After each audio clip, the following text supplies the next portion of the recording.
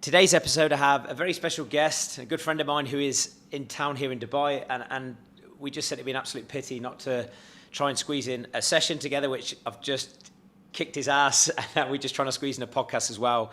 But one of the intentions I've said previously when I brought guests on with the Criminal Podcast is to bring on really interesting people, people who can add value in any way, shape or form, especially in the entrepreneur world, the business world. And the man who's on today's podcast, Mr. Shaqir Hussyin, get his name right, Shaqir Hussyin is a phenomenal entrepreneur. And someone I first come across it was Matt Wilson's event, wasn't it? The EMC in London. And there was a lot of speakers that day, all adding amazing value in different forms. But one of the key standout ones was definitely this man who's sat next to me today. I'll be honest, Shaqir, I'd never heard of you. And then within a few minutes, I was just like, fuck me. This guy, one, has an inspirational story, very black and white, clearly knew your stuff in the marketing world, the business world. And then I think I came to you afterwards, after you spoke on stage, and we just sort of connected from there very quickly, really, didn't we? So, yeah, just give the guys a little bit of background about your story, and then we can elaborate 100%. from there. So firstly, thank you so much for having me on. It's been a pleasure. I'm a big fan. My family, my friends are big fans of Kirk. Because Kirk is just an absolute stud. And so, I met you, and the reason why I was invited to speak at that event is I had generated over $30 million before the age of 30, which sounds incredible, which it is, and I'm very grateful for it. And I got started. So people see that, and they see me on stage, and they think, this guy must be very special, or he's got some secret talent, or whatever. But the reality is I actually grew up in a council flat, really poor, basically. Whereabouts was that? Was it London? East London. Yeah, East London. East London. Okay. You? No, well, I was Coventry, but it was also very similar background. Yeah, East London. Council estate. Council estate. Council flat. 13 people lived there. I'm pretty sure it was a 3-bedroom house. It was mad illegal, but we grew up with. I had 3 brothers, including me, 3 sisters. So there was like a lot of people in the family, and just from an early age, I developed the drive for business because for me it was important for me to have freedom. So for freedom, for some people is they want to have a 6-pack, and for some people it's traveling around the world. For me, it was like I just want to make lots of money. So that was why was that? Was there a pivotal moment? Because I know obviously we're going to try and keep this podcast episode tight today. But was there a pivotal moment like during school, during teenage years? During school, like I couldn't afford the nice Nike shoes. So we would buy cheap shoes. Always arguments in the house around money. Going to restaurants and then thinking, wow, this food is so expensive. I mean, I remember going to a shop called Pando's. It's the Asian version of Nando's. Oh, really? Yeah, and the food and the meal was so, it wasn't expensive. It was like maybe 6-7 pounds. And I was like, I can't afford this. And I walked out and I thought to myself, this is not normal because there's other people that can afford to have these meals. And so from an early age, I started asking myself, who has the results that I don't have, and how can I be around them? For me, that's the key. I think that's like the golden key, is like proximity is power, as Tony Robbins would say, right? So over those next 10 years, from the age of 20 to 30, I built multiple 7-8-figure businesses, spent time with Tony Robbins, Richard Branson.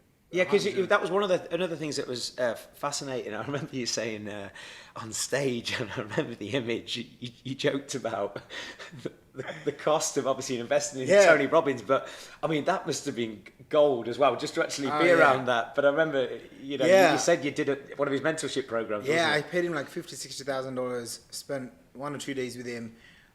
I spent like 600 grand, and the joke I made, which, it is what it is. I had like all these pictures of these white dudes, and I said, wow, I spent 600 grand on these white dudes. And they're, usually much older, right? 60, 70, 80 years old or whatever. And for me, it's simple. If someone has the results, pay any price to get that. Otherwise, what's the price of inaction, right? So like in my 20s, I did a lot of things right. I made money, I invested this and that and that. But then my health was not the best. And it kick-started after you inviting me to your... But it was Built to Last London event. So obviously once me and Shaqir connected, we stayed in contact after the marketing event we met each other at. And I invited Shaqir to one of our Built to Last events in London, and one of your good pals, and that's what you're referring to. Yeah, so it was basically, this is how, when someone has bad habits, like for me and my friend who has bad eating habits, because we would always go out for desserts. So imagine like say 50 people, everyone's coming in, they're all doing their workouts. In the first 3 to 5 minutes, he's just out of breath as he's in the corner. He just sits down, and I'm like, "Yo, Kirk, he's gonna see you. Like, get up." And I'm thinking to myself, "No, I've got this." Literally 5 minutes later, I'm like, "I need to run away." And I look at everyone. No one else was on the floor except for my friend and me. And I'm like, I can't have Kirk see me. And it was like one of those embarrassing moments, even if we're friends and stuff. It's like I don't want to be embarrassed in front of my friend, you know. And I ran to the changing room and I just sat down. And for like 10 minutes, I think I was just like, you know, my head against the wall and stuff. And I was just like, yo, this is not good. I need to make some changes. And then 10 minutes later, I came and joined. Yeah. And so that was like, this is not good. Like both of us are, you know, 8-figure entrepreneurs. We have businesses, employees, blah, blah. Why are we the most, you know, not fit? And then you invited everyone and you paid for everyone's food, which was really generous of you. And during that meal, literally everyone just worked out. Everyone's ordering healthy food. And then there's 2 croissants. And me and him are the only one with croissants. And it was just like, And then we had that, you know, one of us, I can't remember who it was, but it was like, oh, it's here, so we might as well eat it. And so we ate it. And then we looked at everyone else. Not a single person ordered. Yeah. And I was like, yo, this is it. Like, we look at us. We're in our 30s. We need to make changes. And, dude, that was like, for me, you know, you see I hire coaches, nutritionists. Yeah. I've got 2 trainers here in Dubai. I go extreme and over the top. But that's my obsessive nature when I want to commit to something, right? But the main trigger point was your event. Yeah, so a great takeaway from that for anyone listening is, and look, there's no judgment on what Shaqir's just said. If anything, I really admire that because everyone has different emotional thresholds, don't they? Emotional thresholds, whether it's to do with pain, to do with business, pain to do with body. But a lot of people don't act on them sometimes. It's okay, you know, having that wake-up call. But what would you say, if you were to say, I don't know, three big reasons you feel that have really helped grow your business? Is there anything that, from building your business in terms of the preparation, the thought process, like you said, mirroring success, habits, whatever it is, that you've also translated over to your new health and fitness regime? Because I think there's a lot of entrepreneurs, business owners listening to this where maybe like yourself, Shaqir, they've ticked the business box. They know they're always going to be, you know, in a safe position when it comes to, you know, money and freedom on that side for their family. But maybe their health, their body isn't where it's want to be, where it needs to be. What would you say you've implemented from a mindset and habit perspective from your business and entrepreneur success now to health and fitness that maybe people listening can take? Yeah, so I'd say that probably the 3 big keys would be, one, like it sounds cheesy, but it is your mindset, right? Like, so for example, like when I'm with my trainer,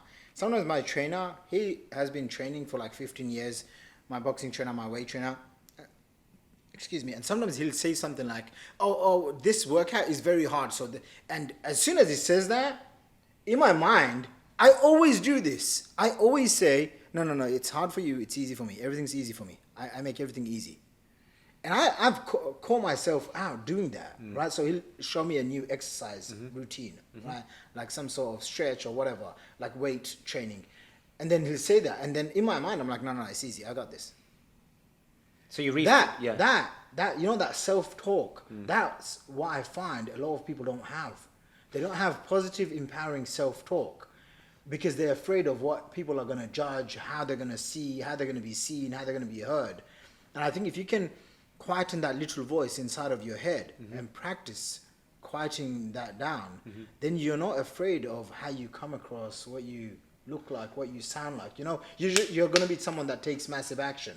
So I think that's the basic language, because as we know, and I know this is talk about a separate podcast about this, language shapes beliefs. It shapes how far you can or can't 100%. go. And would you say that has also played a part in your business as well? Because if you've come from a council estate background like myself, and maybe a lot of people listening to this who are not where they want to be, or at some point they weren't where they weren't where they wanted to be, they've had to push through limiting beliefs at some point. So with obviously your business, obviously you've achieved enormous success, but when did you first have to have that conversation with yourself, maybe in your 20s? Like, when did you realise, like, or who maybe influenced you on that part, or what did you do? I remember there was a guy called T. Harv Eker. Do you know T. Harv Eker? Yes. So I spent time with Tia Veka when I was like 21 years old. I was like dead broke, dude. Yeah. I just dropped out of university. Someone gives me a ticket and says, you can come to this event. It's Yeah. £2,000, but you can come for free if you do admin work and you help the event staff. And I said, oh my gosh, I read the book, The Secret. This is it. It's supposed to be like that, right? And I was like, I go there and I remember him saying, you know, these are the emotions basically rich people, wealthy people live by, feel by, work from, right? So for example, if you're always in a state of guilt, shame, fear, inadequacy, like you're always hurt, you're always playing the victim, right? Yeah. It's like, hey, I'm fat because, you know, my parents feed me too much. I literally met a grown man like 2 weeks ago and he said, oh, he's struggling to lose weight because he eats too much rice because when and I looked at him and I thought, dude, you're in your like 30s, on your 40s soon. And he's blaming and you're blaming rice. Like, what the heck is wrong with you? I didn't say that to him, but in my mind, I'm like, are you freaking kidding me? Like, you need to man up, right? Like, you need to take responsibility. So I realized it's the same thing in the gym, right? Like, I lost about 20 pounds from seeing you from before, right? 20 pounds is about 9 kg. The self-talk I've had over the last, say, 6 to 7 months, when I was getting started in business, I had to reframe my self-talk. So, oh, I can't afford this too. How can I afford it? Okay. Oh, I don't know this too. Who can I bring on? Who knows the answer to this? So, for example, people will tell me they want to make £1 million. Okay. The 5 people around you, are they making £1 million? You know, do you have contact 2 people that are millionaires that can give you their time? Yes? Okay, get in touch with them. No? Okay, find a way to pay for it and be in that circle of influence. Because you're going to mirror the standards, the behavior, the traits, the systems. Yeah. Dude, right now, I'm not kidding when I say this. There's probably one person that's slightly overweight that's in my close circle, but he's going to the gym, so I'm not saying anything. Everyone else around me, because they've seen the transformation of my before and after, and they see me. I'm in the gym, I'm in Dubai, I've got 2 trainers, I've got you. Everyone's stepping up. So if you're not in a circle of people that are raising your game, that are pushing you every single day, it's not like, oh yeah, once a month I'm going to hang out with someone fit. No. I want to hang out with people that have 6-pack every day. Yeah. If I'm going to go see people, I want them to be fit. I want them to... Mikey's my video guy. I said, Mikey, you're not allowed to be around me if you're not strong. Get into the gym, start doing weights. He's like, but I haven't slept all night. I'm like, I don't care. And then I literally told my trainer, I said, the way you kill me, kill him. And he did. And then my trainer goes, he did 96%. I'm like, all right, not good enough. Anyway, right. So everyone around me, it has to be pushing, right? If you want to make money, okay. But what you're saying is it's not just like ad hoc. It's got to be habitual that these people you're spending time with. You can't just go. I mean, you must have saw so many people over the years, Shaqir, and I've seen it in fitness and health where people have done a course, they've showed up for a day. Oh, that's it. I've been part of this cult for a day, or part of this tribe, or these high performers, or these healthy people. And then they revert back to the standards of the environment 100%. that created the problem in the first place. And that's because they don't have... So again, like in my 20s, it's not like I didn't have a gym membership. I had a gym membership. I would prepay. You know, I had all of these things. But I didn't have the right accountability. I didn't have the right goals. I didn't have the right mindset. I'd always think, oh, but you know what? There must be some sort of pill. I mean, I would come to Dubai for the last 10 years. I've been going... Dude, I would go to the pharmacies and buy fat loss burning pills, extra metabolism pills, weight loss pills, all of those. And this was probably the first time in the last decade I've come to Dubai, and I was looking at it and I thought, wow, I don't need any of these things. Just go to the gym. And how much as well, and I think this is so important, it's something I've said on previous podcasts, and I know this is a massive motivator for a lot of the clients we work with inside Built to Last. Like, in terms of staying, I hate the word motivated, but staying disciplined to train, eat, habit, you know, how much do you relate being fit, healthy, strong to business? Well, I'm not there yet, but you're in pursuit of it. And I always say this, listen, it's no different to you've achieved levels of business I haven't yet. I've got a body in that maybe you don't have yet, or maybe people listen to this. It's never actually about the end goal. There is no such thing, because like, I'm sure when you hit your first million or you hit your first business success, you know, you can easily fall backwards very quickly if you don't maintain it. But in order to pursue ongoing motivation with your health fitness, how much do you relate what you're doing now with this health and fitness regime to the success, further success of your business? So just like what you said, like what would be the 3 keys? The first one would be self-talk and mindset. The second one would be consistency. And it's just like the gym, right? In my 20s, I realized, wow, I was never consistent because I'd always be traveling and then I'd fall off the cliff. Okay. So in business, one of the reasons why, you know, all praise to God, one of the reasons why I had some success in business, and I still do even now, you know, my brands, funnels.com, wealthacademy.com, these have become very big 8-figure brands, is because I've been consistently showing up. For example, I started building my email list, right? And I generated over 1 million subscribers, email subscribers. And I would email them every single day for like the last 8 years consistently. So it's like consistency wins all the time. For me, what I've seen is if you can, most people have it, right? So for example, I pray 5 times a day as a Muslim, right? So that discipline, I've had it all my life, right? So it's not that I don't have discipline. It's I didn't have discipline when it comes to eating and working out. Does that make sense? Yes. So when I look at the last, say, 10 years, I'm like, okay, I've got discipline in my areas of prayer. I've got discipline in my areas of business. How can I take that discipline and now put it into the area of fitness? First one, I don't like going to the gym. Of course, in the beginning, when you're really fat, like I was close to, I can't remember how much, like 94, 95 kg. Now I'm around 80 something, 85. So when I first, like, you don't like it. So that means do the hard things that you don't want to do. So I would train myself, hey, just go to the gym. And my trainer said to me, I remember, he said, when you come in, if you feel overwhelmed, I said, man, I feel overwhelmed because I compare myself to that one guy that's got a 6-pack. And he's like, no, what you need to do is just fall in love with one machine. And I was like, what is it? And he said, try boxing. And that was it.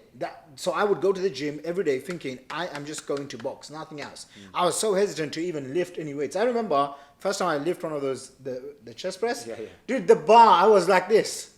But then through consistency, through practice, I got better and better and better. And I think that consistency, you have it in your life somewhere. Yes. Even if it's 100%. eating bad food, you consistently eat bad food. You get it? Yeah. And then adding on accountability. So for example, me and my wife have a deal, which is I'm not allowed to have desserts or I pay her £100 fine. So you create leverage, you create emotional leverage. I create leverage. It's something you don't want to do. And I'll tell you, because for about 2 weeks I didn't touch a dessert. And then one night I go out and I'm thinking I'm so smart. I find frozen yogurt. So I'm like, that's obviously not this dessert. So I get that and then I have a boba tea and I'm like, it's just a tea.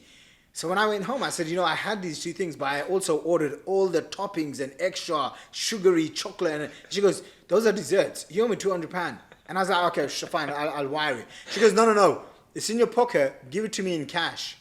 And I pulled out a wad and I counted it. And I was thinking to myself, no dessert is worth 200. I've been here in Dubai, dude, not a single dessert. Because my friends, you know, I really like to surprise my friends with cakes and stuff. So I had a fresh cake made. You didn't touch it? I didn't touch it, dude. Everyone had it. I didn't touch it. How good does it feel, though? Because, again, I want this to relate to the people listening. I just think to myself, Kirk would be so impressed with me. You know, one of the great questions that I said, and like, cause you can, for anyone listening to this, there are some people maybe not where they want to be in body, and there's some people maybe not where they want to be in business, but I know one of the things, and I know you were really powerful with this on stage, Shaqir, and for me, it's what a lot of high performers do, is they ask themselves better questions.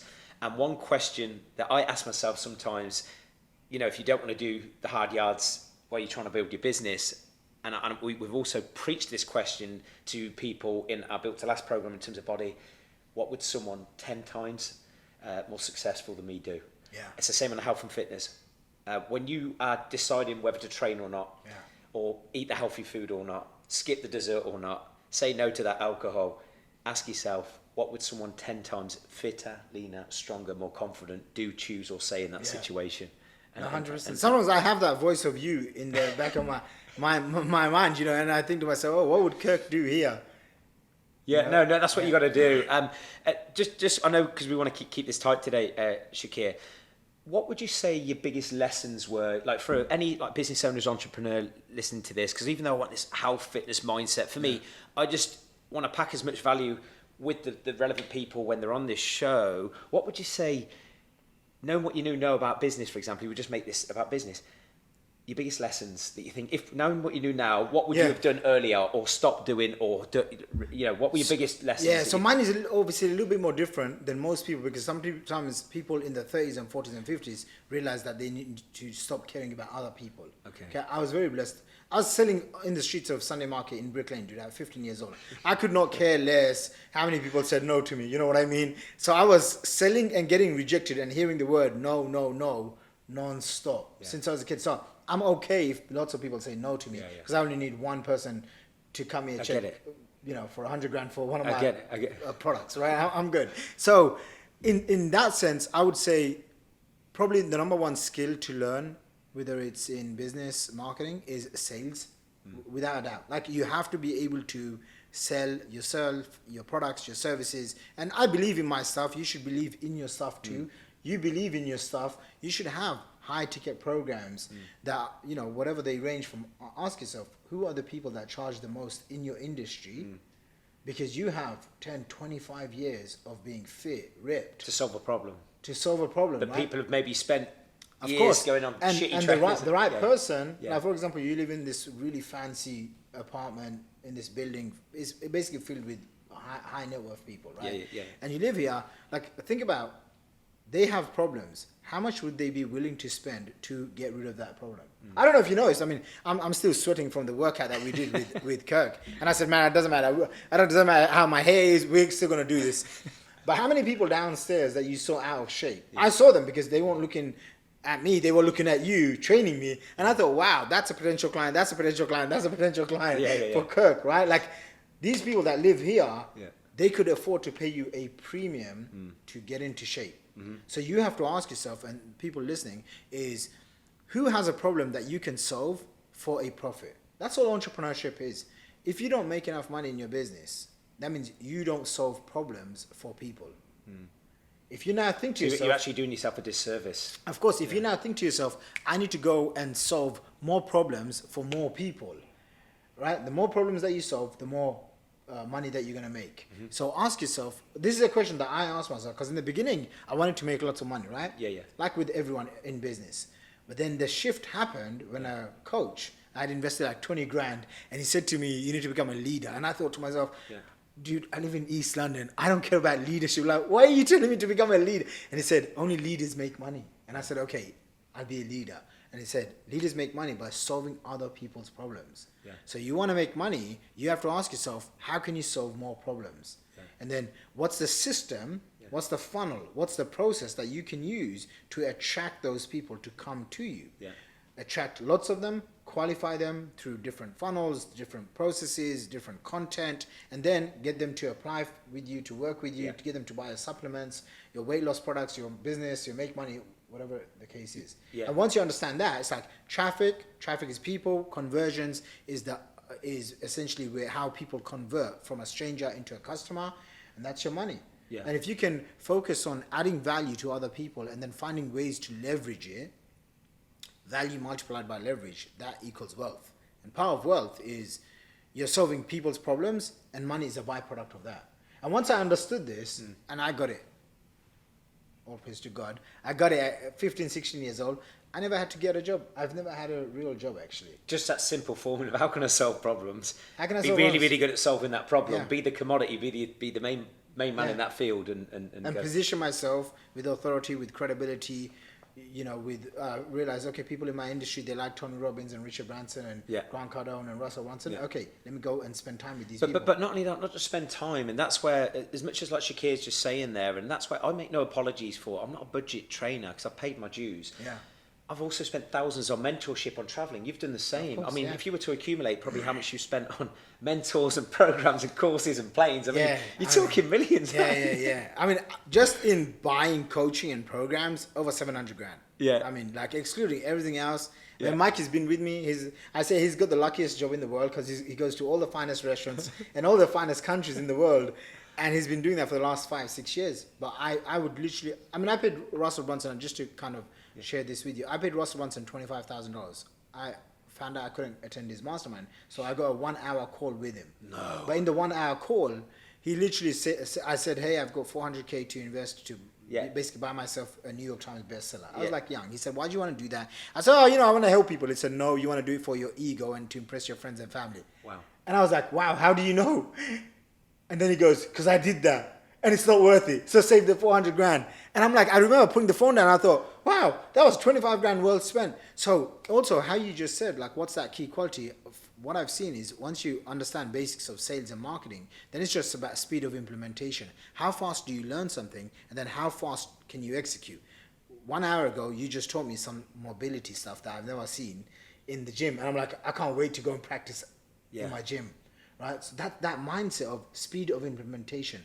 They found out, some university study or whatever, it was like 250,000 people that they interviewed, I think. Or a bunch of people that make more than 250 grand a year. So that puts you in the top 1%. And basically said, what's the one key ingredient? Go on. Speed of implementation. Yeah. That was it. Doers. It's basically how fast does somebody learn something and then boom, how fast do they implement it? Yeah. I mean, because we live in a world now with so much, resources, and let alone like the paid stuff, and it's no different to health and fitness. Really, it's like even my free content, Shaqir. Anyone listening to this is free. I want to provide as much value as possible. On YouTube, there are shitloads of workouts on there that people, if they listened to my free stuff on social media, YouTube, same with your stuff, you could. I know they could build a great body, but obviously people need accountability and structure, which our clients get, of course, and we love delivering on that. But whether you've got a paid relationship or free stuff, a lot of people talk about what they're going to do instead of just following through. So I know we're extremely pressed for time now, because I know you've got to shoot for another meeting. But what would you say to any just as a final sort of takeaway message to anyone who isn't quite where they want to be personally, professionally, physically? What would you say? Just when I spent $50,000-$60,000 with Tony Robbins, right? So I've been spending tons of money, but then one day I went to Amsterdam, came and checked for like 50-60K on the Amex. It wasn't a check; it was a card payment. And I remember him very specifically saying, the reason why you get stuck is because you don't create a compelling future. So it doesn't matter, because dreaming is free, dude. Right? Like, it doesn't matter if you don't have $1 million in the bank account, 100 grand, even £100 in your bank account. If you create a compelling future, one that excites you, you are going to wake up to do things differently. And for what I've seen, and I obviously coach entrepreneurs, startup entrepreneurs, and experienced business owners, that's the one thing that I found. The ones that are going after it, dude, they have such a compelling vision. They ain't got no time to waste. All the time to waste is drowned out, right? Like for me, I don't measure my months and weeks and years. It's like days and hours. And that's actually something I think I learned from T. Averka. Like, millionaires manage their hours, their minutes, and their days. It's that precious. It's that precious, right? Like when I was waiting downstairs because you were doing a Zoom meeting, I'm like, dang, I got 10 minutes. Okay, boom. I'm going to write an email, shot 2 videos. Like whilst in the lobby, in your building. No, I get it, Shaqir. It's no different to when people say they don't have time to get some steps in, or they don't get time to get a session in, but work back the time maybe you've spent on emails, WhatsApp, scrolling, just low value shit that isn't moving you forward to that compelling future. It's staggering. And it's just the excuses that people say to hold themselves back. So if you can identify and sometimes even write out the excuses. I have a student of mine right now. He drives the Uber, and he's always in the Uber, but he says to me, man, I listen to your podcast and all these podcasts and different types of guys and people that he listens to. And I'm like, dude, in 6 months or 12 months time, you're going to be a different person. That's what it is. The results that you have right now is only a direct reflection of the decisions and thoughts that you've had over the last 6 months, 6 years. So if you change them now, the next 3 months, 6 months, 6 years gets to change. Amazing. Guys, we're going to have to wrap this up now because I know he's got a meeting, but where can people find you, Shaqir? I'm easy, funnels.com and Instagram, Shaqir Hussyin. Links, Kirk can stick them in there. Other than that, guys, appreciate your time. Thank you very much. I hope you guys got some value out of it. And definitely follow this man. We'll do that again, 100%. 100%. Thank you so much for your time. And guys, as always, feel free to drop either of us a comment if you have any questions. I know Shaqir is very open on his social media channels, and I really appreciate your time. And guys, we'll see you next time.